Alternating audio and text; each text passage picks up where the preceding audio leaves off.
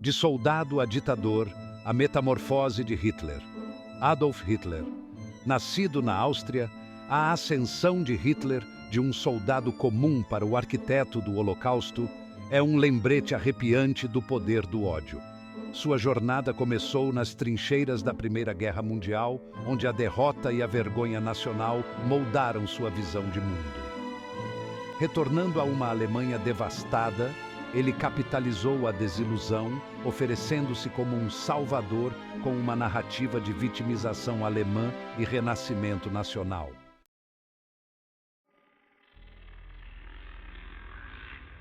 Um vislumbre do abismo à sombra da ascensão de Hitler. A Primeira Guerra Mundial deixou a Alemanha em ruínas, tanto física quanto psicologicamente. O Tratado de Versalhes impôs penalidades severas, prejudicando a economia e fomentando o ressentimento. Nessa mistura volátil, entrou Hitler, um demagogo carismático que usou judeus e comunistas como bodes expiatórios. O partido nazista oferecia pertencimento e propósito, usando propaganda para espalhar sua mensagem. Através do carisma, propaganda e terror, Hitler consolidou seu poder sobre a sociedade alemã.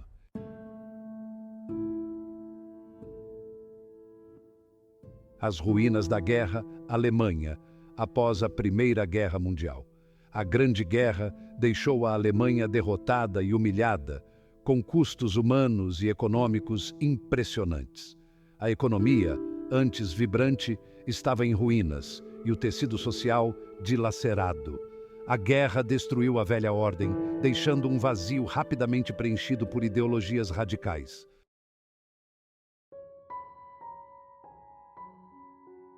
Uma paz humilhante. O Tratado de Versalhes e suas consequências. O Tratado de Versalhes, assinado em 1919, tinha a intenção de acabar com todas as guerras, mas, em vez disso, plantou as sementes para conflitos futuros. A Alemanha foi forçada a ceder territórios, reduzir seu exército e pagar reparações maciças. As consequências econômicas foram devastadoras, levando à hiperinflação e à pobreza. A cláusula de culpa de guerra culpava a Alemanha pela guerra, alimentando o ressentimento. Esse caos criou um clima propício para grupos extremistas como os nazistas.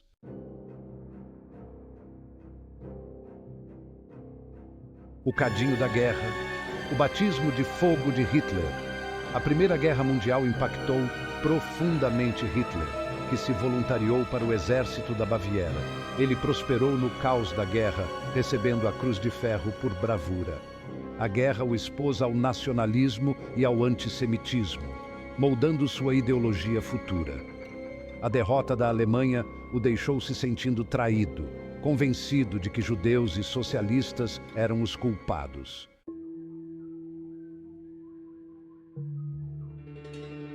Uma semente de ódio é semeada, desilusão pós-guerra e a ascensão do extremismo. Retornando a Munique, Hitler encontrou um país em turbulência, com a República de Weimar fraca e instável. A economia estava em ruínas e a hiperinflação graçava. Veteranos desiludidos como Hitler eram presas fáceis para grupos nacionalistas e antissemitas. A carreira política de Hitler começou subindo rapidamente na hierarquia do Partido dos Trabalhadores Alemães, mais tarde, Partido Nazista.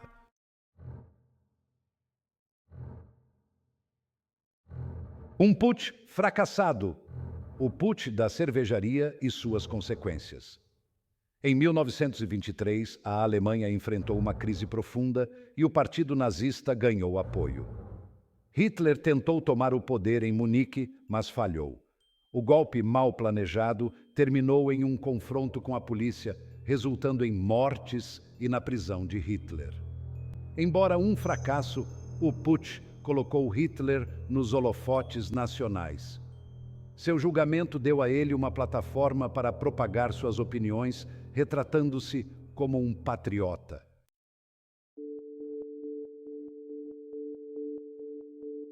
Seção 2, Mein Kampf, um projeto para o ódio e dominação. Condenado à prisão, Hitler escreveu Mein Kampf, delineando sua ideologia.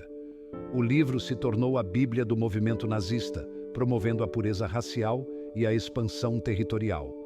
Hitler defendia a superioridade ariana e culpava os judeus pelos problemas da Alemanha. Mein Kampf forneceu um projeto para a ideologia do partido nazista, lançando as bases para horrores futuros.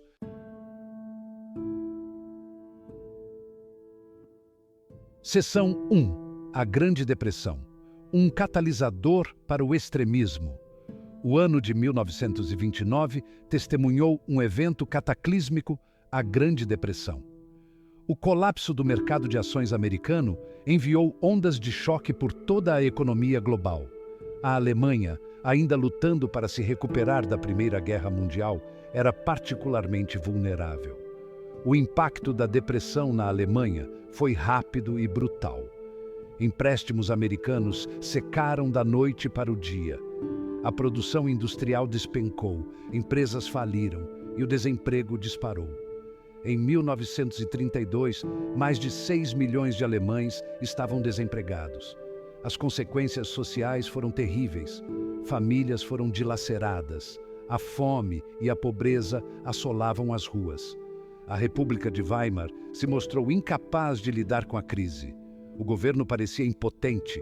O público recorreu a partidos extremistas. A Grande Depressão jogou diretamente nas mãos de Adolf Hitler e do Partido Nazista. Os nazistas exploraram o desespero e o ressentimento. Eles culpavam judeus, comunistas e o Tratado de Versalhes pelos males da Alemanha.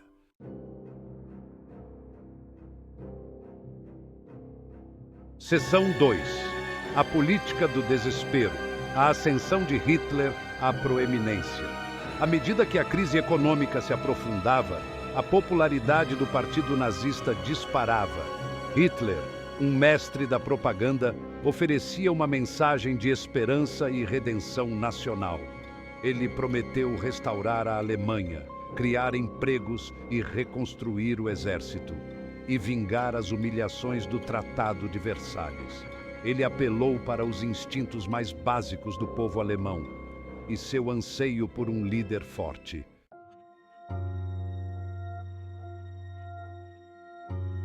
Seção 3.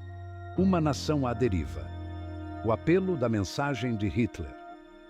Para entender o fascínio da mensagem de Hitler, devemos mergulhar na paisagem psicológica e social da Alemanha no início dos anos 1930. A Grande Depressão destruiu a economia alemã e abalou a psique nacional.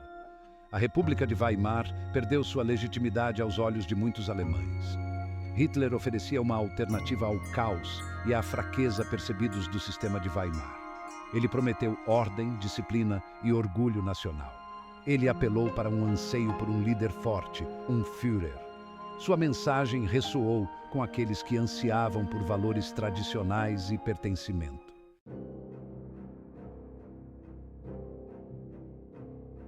Seção 1. A tomada do poder, de chanceler a ditador. 30 de janeiro de 1933 marcou um ponto de virada na história alemã. Adolf Hitler foi nomeado chanceler da Alemanha pelo presidente Paul von Hindenburg. Hitler agiu rapidamente para consolidar seu poder. Ele usou o incêndio do Reichstag como pretexto para suspender as liberdades civis. A lei habilitante deu a Hitler poderes ditatoriais. A Alemanha tornou-se um estado de partido único.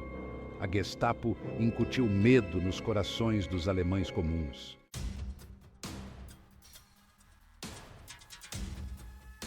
Com seu domínio sobre o poder consolidado, Hitler começou a remodelar a sociedade alemã de acordo com sua ideologia distorcida. O Partido Nazista, com seus tentáculos alcançando todos os aspectos da vida, tornou-se o principal instrumento de controle estatal. Propaganda, educação, cultura e até a vida privada estavam sujeitas à regulamentação e controle rigorosos. Os nazistas buscavam criar uma Volksgemeinschaft, uma comunidade nacional racialmente pura e homogênea, unida por um destino compartilhado e obediência inquestionável ao Führer. Os judeus, demonizados como a personificação do mal na propaganda nazista, tornaram-se o principal alvo do ódio racial do regime.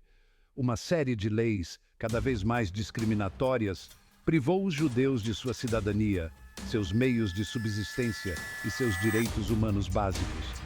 As leis de Nuremberg, aprovadas em 1935, definiam os judeus não por sua religião, mas por sua ascendência, tornando-os efetivamente cidadãos de segunda classe em seu próprio país.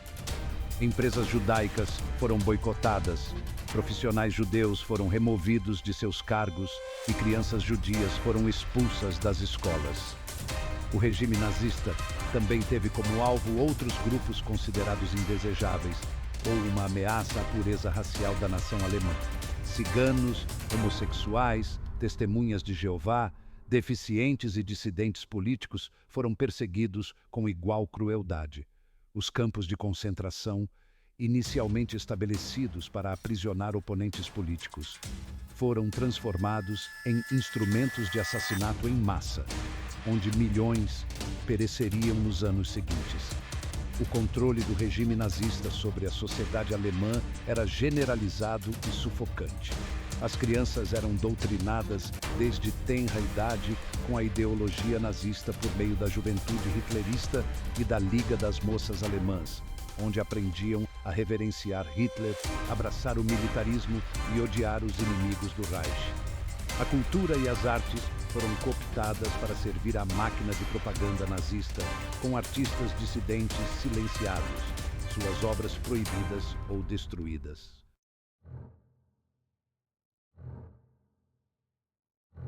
Enquanto Hitler consolidava seu poder na Alemanha, ele também colocava em movimento uma série de eventos que levariam à guerra. Guiado por sua crença na superioridade alemã e sua ambição de criar um vasto império alemão no leste, Hitler embarcou em um curso de rearmamento e expansão territorial que alarmou as outras potências europeias. Em 1935, desafiando o Tratado de Versalhes, Hitler reintroduziu o serviço militar obrigatório e começou a reconstruir o exército alemão. No ano seguinte, ele enviou tropas para a Renânia, uma zona desmilitarizada na fronteira com a França, outra violação flagrante do tratado. A Liga das Nações, estabelecida após a Primeira Guerra Mundial para evitar conflitos futuros, se mostrou impotente para impedir a agressão de Hitler. Encorajado por seu sucesso, Hitler se tornou mais audacioso em suas ambições expansionistas. Em março de 1938, Hitler anexou a Áustria, sua terra natal, ao Reich alemão no que ficou conhecido como Anschluss. Essa conquista sem derramamento de sangue, recebida com júbilo por muitos austríacos, aguçou ainda mais o apetite de Hitler por expansão.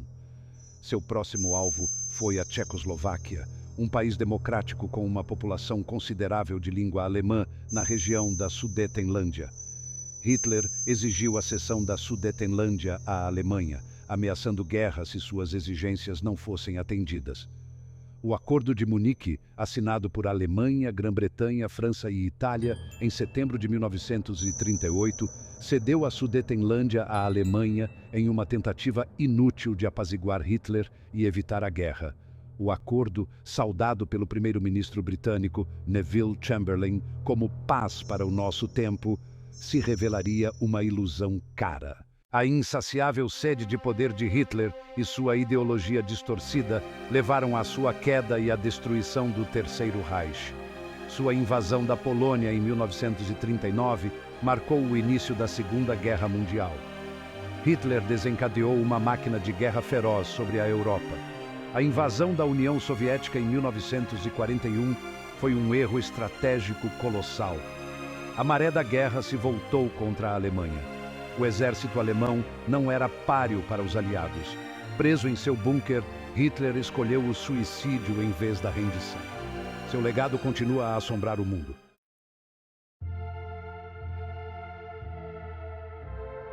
A ascensão e queda de Adolf Hitler permanece como um dos capítulos mais angustiantes da história humana, um testemunho arrepiante do poder sedutor do ódio, dos perigos da ambição desenfreada e da fragilidade da liberdade. O mundo assistiu horrorizado, enquanto uma nação, seduzida por um demagogo carismático e cega por seus próprios preconceitos, mergulhava no abismo do totalitarismo e do genocídio. As lições deste período sombrio nunca devem ser esquecidas. O Holocausto, o extermínio sistemático de 6 milhões de judeus pelo regime nazista, permanece como um lembrete eterno dos horrores que podem acontecer quando a intolerância e o ódio podem se espalhar sem controle. É um alerta severo contra os perigos da indiferença, da complacência e da erosão dos valores democráticos. A ascensão de Hitler ao poder não foi inevitável. Foi o resultado de uma confluência de fatores, uma guerra devastadora, uma paz humilhante, uma depressão econômica incapacitante e uma falha de liderança. Esses fatores criaram um clima de medo, raiva e incerteza que Hitler e os nazistas foram capazes de explorar com eficácia assustadora. A responsabilidade de evitar que tais horrores aconteçam novamente é de cada um de nós. Devemos ser vigilantes na defesa dos valores democráticos, no combate à intolerância e à discriminação em todas as suas formas e na lembrança das vítimas de atrocidades passadas. Educação, empatia e um compromisso com a justiça são as armas mais poderosas que temos contra as forças do ódio e do extremismo. Somente aprendendo com os erros do passado, podemos esperar construir um futuro livre da sombra da tirania e do genocídio.